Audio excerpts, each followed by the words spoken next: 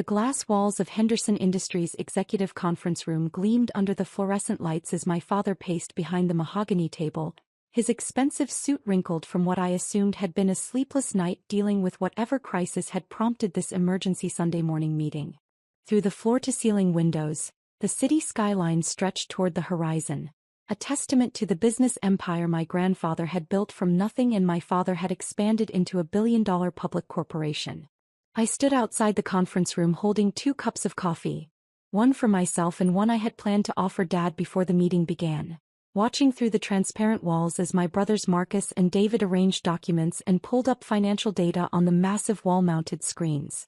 Their movements had the urgent efficiency of people dealing with a serious crisis, and their expressions carried the weight of executives who knew their decisions would affect thousands of employees and millions of dollars in shareholder value. "The preliminary numbers look worse than we thought," Marcus was saying as he scrolled through what appeared to be quarterly revenue reports on his laptop. "The shortfall is significant, and if we can't find a way to explain it to the board tomorrow, we're looking at potential SEC investigations." David nodded grimly while highlighting sections of a thick financial report with a yellow marker. "The auditors are asking questions we can't answer," he said. "There are discrepancies in the subsidiary accounting that don't make sense, and the cash flow projections are showing gaps that could indicate serious structural problems." Dad stopped pacing and leaned against the conference table, his knuckles white as he gripped the polished wood surface. "We have 18 hours to figure this out before the quarterly earnings call," he said, his voice carrying the strain of someone facing potential professional and personal disaster. "If we can't present a coherent explanation for these numbers, the stock price will collapse and take the entire company with it." I approached the conference room door and raised my hand to knock, planning to offer my assistance with whatever crisis they were trying to resolve. Henderson Industries had been my life for the past 8 years. First as an intern during college, then as a junior analyst and most recently as the head of subsidiary financial integration. If there were accounting discrepancies and cash flow problems, I was probably the person best equipped to help them find solutions. "Family only, you wouldn't understand business," Dad declared as he noticed me approaching the door, his voice carrying through the glass walls with devastating clarity. "This is an emergency executive meeting for people who actually understand how corporations work." The dismissal hit me like a physical blow. For 8 years, I had been learning every aspect of Henderson Industries operations, working my way up from entry-level positions despite having an MBA from Wharton and a deep understanding of corporate finance. But apparently my father still saw me as the little girl who used to play with calculators in his office, not as a qualified executive who might actually be able to help. My brothers high-fived, excluding me from the emergency meeting, and I watched through the glass walls as Marcus and David exchanged satisfied grins, clearly pleased that their sister had been officially excluded from the crisis management process. Their expressions carried the smug satisfaction of men who believed they had successfully protected their territory from female interference. "Finally," I heard Marcus say as Dad firmly shut the conference room door, "we can handle this crisis without having to explain basic business concepts to someone who thinks accounting is just advanced arithmetic." David laughed and opened his briefcase to reveal more financial documents. "Seriously, what does she think she could contribute? We're dealing with SEC regulations, subsidiary integration and quarterly earnings projections. This isn't exactly entry-level work." Their casual dismissal of my qualifications would have been laughable if it weren't so professionally devastating. Both of my brothers had business degrees from decent schools, but neither had my specialized training in financial analysis or my hands-on experience with the subsidiary operations that were apparently causing their current crisis. I stood outside the conference room for a moment, watching them struggle with documents and data that I had been working with for months, listening to them debate solutions to problems I had already identified and resolved in preliminary reports they had apparently never bothered to read. I texted, "Good luck with the quarterly reports," and settled into my corner office 3 doors down from the conference room, where I had a clear view of the wall-mounted stock ticker that displayed Henderson Industries' share price in real time. The current price was $47.83 per share, down about 8% from Friday's close but still within normal volatility ranges for a Sunday morning. I opened my laptop and pulled up the comprehensive financial analysis I had completed 3 weeks ago, the report that detailed exactly what my brothers were now discovering in their emergency crisis session. The subsidiary accounting discrepancies they were panicking about, the cash flow gaps they couldn't explain, the regulatory compliance issues that threatened SEC investigations. All of it was documented in my analysis, along with detailed recommendations for addressing each problem. The report had been sitting in Dad's email inbox for 21 days, marked as unread despite 3 follow-up messages from me requesting feedback and approval to implement the recommended solutions. I had also sent copies to Marcus and David, both of whom had apparently deleted the emails without reading them, probably assuming that anything from their sister couldn't possibly contain important business information.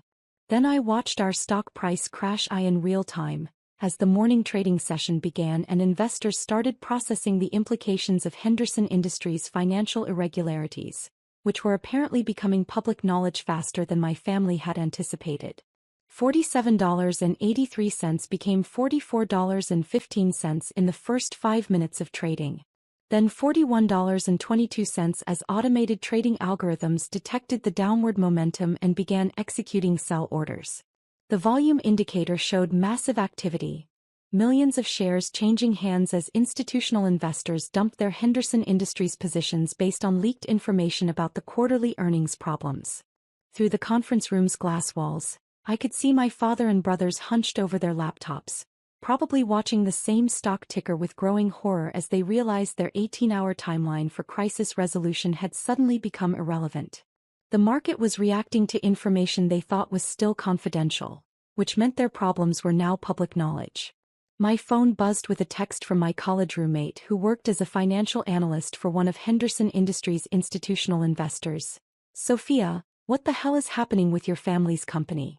We just got an emergency sell recommendation from our research team based on rumors about accounting irregularities." I typed back, "Family business meeting in progress. They're handling it." The response was technically accurate but deliberately understated. My family was indeed handling the crisis, just not very effectively. $41.22 became $38.95 as more investors joined the selling frenzy. The trading volume had reached levels typically seen during major corporate scandals or natural disasters, with millions of shares being dumped every few minutes as panic spread through the investment community. Through the glass walls, I watched Dad gesticulating frantically while Marcus and David struggled to make sense of financial reports they were apparently seeing for the first time. Their crisis management strategy seemed to involve pointing at charts and raising their voices, which was not typically effective for addressing SEC compliance issues or restoring investor confidence. My laptop chimed with an email from the Securities and Exchange Commission, a formal inquiry about Henderson Industries' subsidiary accounting practices and cash flow reporting. The investigators wanted detailed explanations for the discrepancies my brothers were just discovering, along with comprehensive documentation of all financial transactions over the past 18 months. I forwarded the SEC inquiry to Dad's email with a brief note. This arrived in my inbox because I'm listed as the subsidiary financial integration specialist.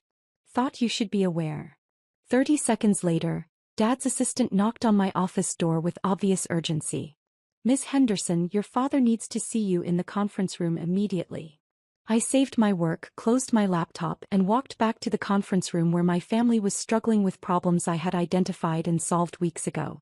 Through the glass walls, I could see them staring at their phones and computer screens with expressions of growing panic as the stock price continued its relentless decline. $38.95 had become $34.62, representing a loss of over 25% of the company's market value in less than an hour of trading.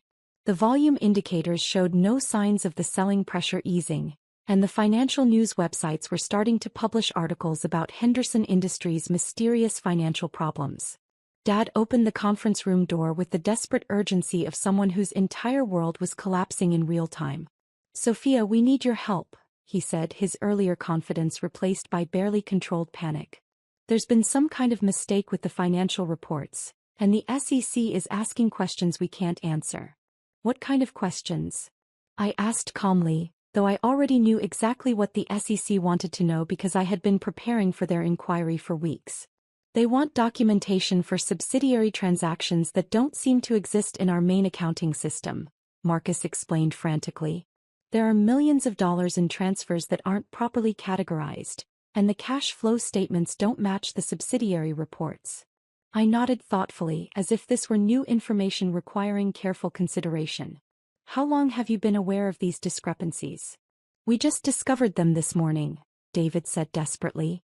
We were preparing for tomorrow's earnings call when we realized the numbers didn't add up. The auditors flagged several issues that we can't explain.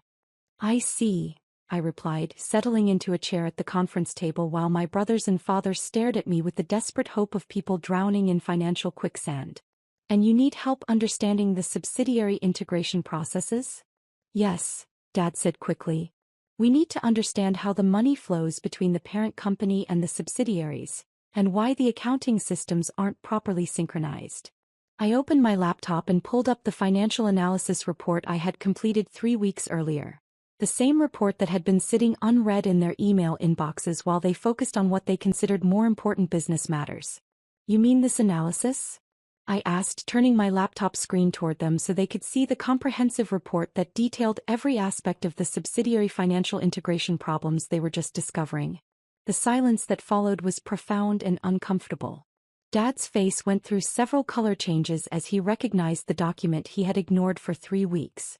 Marcus and David leaned forward to read the executive summary, their expressions shifting from confusion to horror as they realized the scope of what they had missed. You already knew about these problems? Dad asked weakly. I identified them 7 months ago during the routine subsidiary audit, I explained calmly. The accounting discrepancies, the cash flow gaps, the regulatory compliance issues. Everything you're panicking about today was documented in my preliminary report last October. Why didn't you tell us? Marcus demanded, though his voice lacked conviction because we all knew I had tried to tell them repeatedly. I sent this analysis to all 3 of you on November 15th, I replied, scrolling through my email history to show them the timestamps and delivery confirmations. I also sent follow-up messages on November 22nd, December 3rd, and December 18th, requesting feedback and approval to implement the recommended solutions. The email trail was damning evidence of their negligence and my diligence. Months of warnings ignored, solutions rejected, expertise dismissed because it came from someone they didn't consider a real business executive. But if you knew about these problems, why didn't you fix them? David asked desperately. Because I don't have authorization to make changes to subsidiary accounting procedures, I explained patiently. Those decisions require executive approval, which I requested multiple times and never received. Dad was staring at his phone, where the stock price had dropped to $31.47 and showed no signs of stabilizing. Henderson Industries was hemorrhaging market value by the minute, and every delay in addressing the crisis made recovery more difficult and expensive. What do we do now? He asked, his voice hollow with the realization that his dismissal of my expertise had potentially cost the family business hundreds of millions of dollars in market capitalization. We implement the solutions I recommended 3 weeks ago, I replied, pulling up the detailed action plan that accompanied my financial analysis. But the timeline is now compressed because the problems are public knowledge instead of internal issues we could have addressed quietly. How long will that take? Marcus asked, clearly hoping for a quick fix that would restore investor confidence before the market closed. If we had started when I first recommended these changes, we could have resolved everything quietly over a period of weeks, I said. Now that the SEC is involved and the stock price is crashing, we're looking at months of intensive remediation work, plus regulatory oversight and probably congressional hearings. The implications were staggering. What could have been a routine internal audit correction had become a public relations disaster that threatened the company's survival and the family's legacy. Sophia, Dad said carefully, we need you to take charge of this situation. We need your expertise to guide us through the SEC investigation and the financial remediation process. The request was both gratifying and infuriating. After months of being dismissed as someone who wouldn't understand business, I was suddenly the only person they trusted to save the company from the consequences of their arrogance and negligence. I can do that, I agreed, but there need to be some changes in how this company operates going forward. What kind of changes? David asked nervously. First, I want immediate promotion to Chief Financial Officer with full authority over all financial operations and subsidiary management, I said. Second, I want a formal apology from all three of you for dismissing my expertise and ignoring my warnings. Third, I want a written guarantee that my recommendations will be taken seriously in the future. The demands were reasonable given the circumstances, but they represented a fundamental shift in family power dynamics that my father and brothers were reluctant to accept. CFO. Marcus repeated weakly. But that's a senior executive position. You don't have the experience. I have more relevant experience than anyone else in this room, I interrupted firmly. I've been managing subsidiary financial integration for 2 years, I have an MBA in corporate finance, and I'm apparently the only person who saw this crisis coming months ago. Dad was still watching the stock price, which had dropped to $28.93 and was approaching levels that would trigger automatic trading halts. Fine, he said desperately. CFO, formal apology, written guarantees, whatever you need. Just fix this before we lose everything. I'll also need a budget for remediation consultants, legal counsel and PR management, I continued. This crisis is going to require significant resources to resolve properly. How much? David asked, though his tone suggested he was prepared to approve any amount that might save the company. Probably $8 to $10 million over the next 6 months, I estimated. Plus potential SEC fines and settlement costs that could reach another $20 million. $30 million in crisis management costs. Money that could have been saved if they had simply read my emails and implemented my recommendations when I first identified the problems. Do it, Dad said without hesitation. Spend whatever it takes. I spent the rest of the day implementing emergency financial controls and preparing documentation for the SEC investigation while my father and brothers watched helplessly as Henderson Industries' stock price stabilized around $26 per share. A loss of nearly 50% of the company's market value in a single day of trading. The financial press was already publishing articles about the Henderson Industries crisis, speculating about family business management failures and the dangers of nepotism in corporate governance. My name was mentioned in several articles as the newly appointed CFO who had been brought in to clean up the mess, though the reporters didn't yet understand that I had been trying to prevent this exact crisis for months. By the time the market closed on Monday, Henderson Industries had lost over $400 million in market capitalization, and the SEC had opened a formal investigation into our financial reporting practices. But the emergency financial controls I implemented had stopped the bleeding, and my preliminary response to the SEC inquiry had bought us time to develop a comprehensive remediation plan. Sophia, Dad said as we finished our first official executive meeting with me in my new role as CFO, I owe you an apology that goes far beyond what happened this weekend. Yes, you do, I agreed.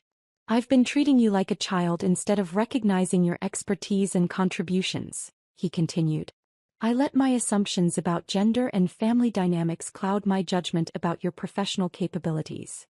Marcus and David nodded their agreement, both of them looking appropriately ashamed of their behavior over the past several months. We almost destroyed everything Grandpa built because we were too arrogant to listen to someone we considered less qualified, Marcus added. That's a mistake we can't afford to make again. No, it isn't, I agreed. Because next time there might not be a way to fix the damage. Over the following 6 months, I led Henderson Industries through the most comprehensive financial remediation in the company's history. We rebuilt our subsidiary accounting systems, implemented new regulatory compliance procedures, and satisfied every SEC requirement while gradually rebuilding investor confidence. The stock price recovered to $38 per share by the end of the year, not quite back to its pre-crisis levels, but respectable given the scope of the problems we had addressed.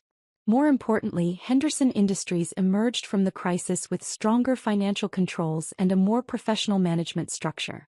And I emerged from the crisis as the CFO of a billion-dollar corporation, with the respect and authority I had earned through expertise rather than family connections. The emergency meeting that had excluded me because I wouldn't understand business had become the catalyst for my rise to the highest levels of corporate leadership. The family members who had dismissed my warnings had learned the cost of ignoring expertise, and the company had learned the value of listening to people based on their knowledge rather than their gender or age. 6 months later, when Henderson Industries reported our best quarterly earnings in company history, Dad made a point of crediting my leadership and financial management in his statement to investors.